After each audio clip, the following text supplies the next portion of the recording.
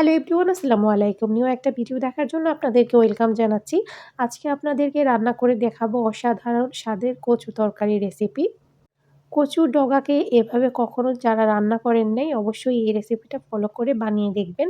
খেতে একদম অসাধারণ হবে। চলুন রেসিপিটা দেখে আসি। প্রথমেই আমি এখানে কচুর ডগাগুলা নিয়ে নিয়েছি। তো আমি এই সবগুলা রান্না করব, কারণ এগুলা রান্না করার পর খুবই অল্প হয়ে যায় কিন্তু। তো আমি ছুরি দিয়ে এগুলাকে চেলে নিচ্ছি প্রথমে। উপরের যেই চামড়াটা থাকে আরকি সেটা। আর এই কচুটা আমার রেসিপিটা ফলো করে অবশ্যই একবার হলেও রান্না করে দেখবেন। এটা খেতে কিন্তু অসাধারণ মজার হয়ে থাকে। তো চেলে নেওয়ার পর এখন এগুলাকে আমি কেটে নিব। আর দেখতেই পাচ্ছেন আমি এভাবে করেই ছোট, ছোট করে কেটে নিব। তো এভাবে ছোট, ছোট করে আমি কেটে নিব। আসলে একেকজন একেকভাবে রান্না করে, একেকজনের রান্না আসলে একেক রকম হয়।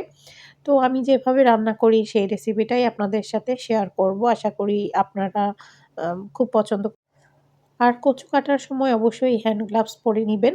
নয়তোবা হাত চুলকাতে পারে। তো এজন্য আমি হ্যান্ড গ্লাভস পরেই কিন্তু কচুগুলাকে কেটে নিচ্ছি। তো এভাবে সবগুলা এখন আমি কেটে নিব।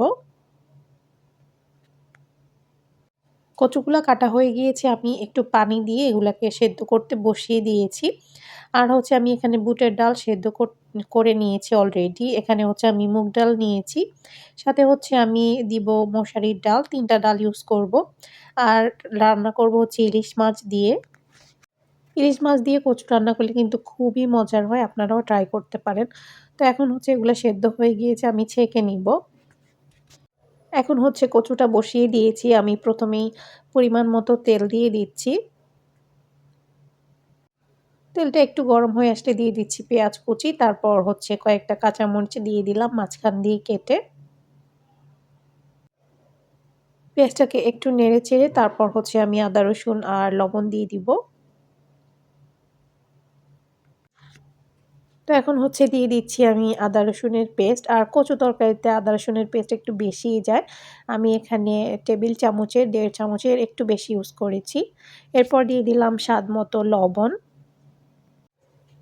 তো এখন এগুলাকে একটু নেড়ে-চেড়ে দিয়ে আদা রসুনটাকে জাস্ট ১-২ মিনিটের জন্য ভেজে তারপর আমি স্পাইসগুলা দিয়ে দিব। ফিরে আসলাম ২ মিনিট পর। এখন আবার নেড়ে-চেড়ে দিয়ে তারপর আমি মসলাগুলা দিয়ে দিচ্ছি। প্রথমেই দিয়ে দিচ্ছি হলুদের গুঁড়া। সেটা আমি ১/২ চামচ থেকে জাস্ট একটু বেশি ইউজ করেছি। এরপর দিয়ে দিচ্ছি মরিচের গুঁড়া। সেটা আপনারা আপনাদের টেস্ট অনুযায়ী দিতে পারবেন, কতটুকু ঝাল খাবেন আসলে। তো আমি ১.৫ চামচ ইউজ করেছি। অনেকেই কচু তরকারিতে ধনে জিরা গুঁড়া ইউজ করে না। আমি জাস্ট হালকা একটু ইউজ করেছি। আপনারা চাইলে এটা স্কিপ করতে পারবেন। এরপর এটাকে নেড়ে-চেড়ে দিব আর অল্প একটু পানি দিয়ে দিব যেন মসলাগুলা পুড়ে না যায়। তো একটু পানি দিয়ে দিলাম। তারপর এখন মসলাগুলাকে ভালো করে কষিয়ে নিতে হবে।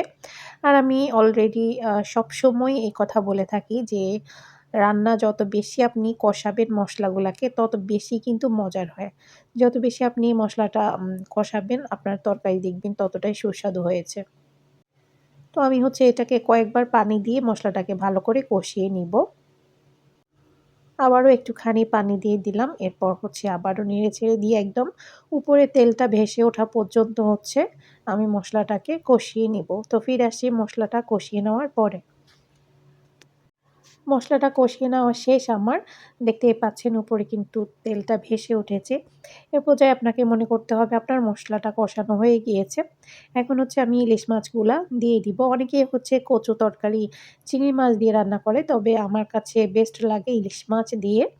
আর এটা দিয়ে রান্না করলে কিন্তু খুবই মজার হয়। তো ইলিশ মাছগুলা দিয়েই তারপর আমি পরিমাণ মতো পানি দিয়ে দিব। ইলিশ মাছ কিন্তু বেশি রান্না করার প্রয়োজন হয় না। ইলিশ মাছ নরম একটা মাছ। এটা খুব তাড়াতাড়ি কিন্তু হয়ে যায়। তো আমি পরিমাণ মতো পানি দিয়ে একটু নেড়ে-চেড়ে দিব। তারপর আমি ঢাকনা দিয়ে দিব এখন ইলিশ মাছটা রান্না হওয়া পর্যন্ত। এরপর আমি আবার কচুগুলা দিয়ে দিব। কিছুক্ষণ পর ঢাকনাটাকে উঠিয়ে নিচ্ছি। আমার কিন্তু ইলিশ মাছ কষানো হয়ে গিয়েছে। তো এখন আমি সবগুলা মাছকে উঠিয়ে নিব। মাছগুলা উঠিয়ে নিব কারণ হচ্ছে নয়তোবা মাছগুলা ভেঙে যেতে পারে। যেহেতু বলেছিলাম ইলিশ মাছ নরম একটা মাছ। এজন্য ইলিশ মাছটাকে আমি উঠিয়ে নিব সবটা। এরপর হচ্ছে আমি ১ম এ আমি যে ডালগুলা দেখিয়েছিলাম, তো ১ম এ আমি ডালগুলা ইউজ করব। এখানে দিয়ে দিচ্ছি মুগ ডাল। আর মুগ ডাল কিন্তু আমি সেদ্ধ করি নাই। জাস্ট হচ্ছে আমি বুটের ডাল যেটা সেটা শুধু সেদ্ধ করেছি। কারণ বুটের ডাল হতে অনেক টাইম লাগে এজন্য একটু সেদ্ধ করে নিবেন অবশ্যই। এরপর হচ্ছে বুটের ডাল দেওয়ার পর এখন মশারির ডালটাও দিয়ে দিলাম। আপনারা চাইলে কিন্তু যেকোনো একটা ডাল দিয়েও রান্না করতে পারেন। বেশি দিলে হচ্ছে বেশি টেস্ট হয়। ডালগুলাকে আমি কিছুক্ষণের জন্য রান্না করেছিলাম যেন মুগ ডাল যেটা সেটা একটু রান্না হয়ে যায়। মানে হাফ ডান হয়ে গিয়েছে অলরেডি। এখন হচ্ছে আমি যেই কচুগুলাকে সেদ্ধ করে রেখেছিলাম সেগুলা দিয়ে দিচ্ছি। কচু দেওয়ার পর এখন সবগুলাকে ভালো করে মিশিয়ে নিব। আর এভাবে কি কেউ কখনো কচু রান্না করে খেয়েছেন? অবশ্যই কমেন্টস করে জানাতে কিন্তু ভুলবেন না। কচু দেওয়ার পর আমি আরেকটু পানি দিয়ে দিলাম যেহেতু ডাল আছে নয়তোবা হচ্ছে নিচে লেগে যেতে পারে সেজন্য। এখন ভালো করে একটু নেড়েচেড়ে দিয়ে জাস্ট ২-৩ মিনিটের জন্য একটু রান্না করব। ফিরে আসলাম প্রায় ৫ মিনিট পর। ৫ মিনিট পর্যন্ত আমি এটাকে একটু রান্না করে নিয়েছি। এখন হচ্ছে আমি যে মাছগুলা উঠিয়ে রেখেছিলাম সেগুলা দিয়ে দিব। এরপর হচ্ছে আমি পরিমাণ মতো ঝোল দিয়ে দিব।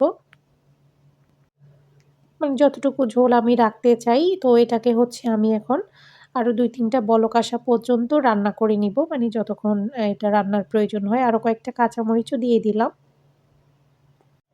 তো কচু তরকারিটা কিন্তু হয়ে গিয়েছে দেখতেই পাচ্ছেন। এখন হচ্ছে আমি কিছু ধনেপাতা দিয়ে দিব। আপনারা চাইলে ধনেপাতাটা স্কিপ করতে পারবেন। লন্ডনে আসলে ১২ মাসই কিন্তু ধনেপাতা পাওয়া যায়।